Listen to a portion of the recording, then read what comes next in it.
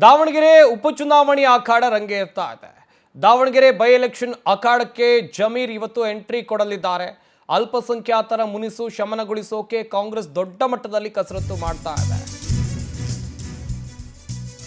ಅಲ್ಪಸಂಖ್ಯಾತರ ಮುನಿಸು ಶಮನಗೊಳಿಸೋಕೆ ಕಾಂಗ್ರೆಸ್ ಸತತ ಪ್ರಯತ್ನಗಳನ್ನ ಮಾಡ್ತಾ ಇದೆ.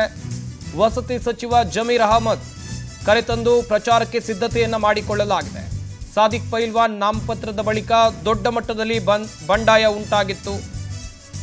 ಮುಸ್ಲಿಂ ಅಭ್ಯರ್ಥಿ ಪರ ಸಚಿವ ಜಮೀರ್ ಅಹಮದ್ ಖಾನ್ ಬ್ಯಾಟ್ ಬೀಸಿದ್ರು.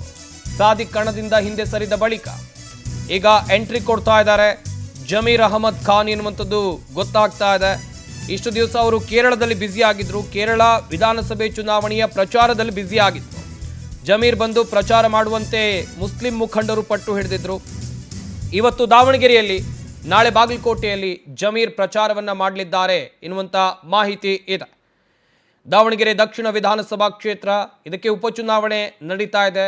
ಕಾಂಗ್ರೆಸ್ನ ಅಭ್ಯರ್ಥಿ ಸಮರ್ಥ್ ಶಾಮನೂರು ಕಣದಲ್ಲಿದ್ದಾರೆ. ಇವರ ಪರವಾಗಿ ಪ್ರಚಾರದ ಅಖಾಡಕ್ಕೆ ಇವತ್ತು ಜಮೀರ್ ಅಹಮದ್ ಖಾನ್ ಎಂಟ್ರಿ ಕೊಡಲಿದ್ದಾರೆ ಎನ್ನುವಂತ ಮಾಹಿತಿ. ಈ ಟಿಕೆಟ್ ಘೋಷಣೆಗೂ ಮುನ್ನ ಕಾಂಗ್ರೆಸ್ ಪಾಳೆಯದಲ್ಲಿ ಒಂದಷ್ಟು ಗೊಂದಲ ಉಂಟಾಗಿತ್ತು. ಮುಸ್ಲಿಂ ಸಮುದಾಯದವರಿಗೆ ಕಾಂಗ್ರೆಸ್ನ ಟಿಕೆಟ್ ಕೊಡಬೇಕು ಎನ್ನುವಂಥ ಒತ್ತಾಯ ದೊಡ್ಡ ಮಟ್ಟದಲ್ಲಿ ಕೇಳಿ ಬಂದಿತ್ತು.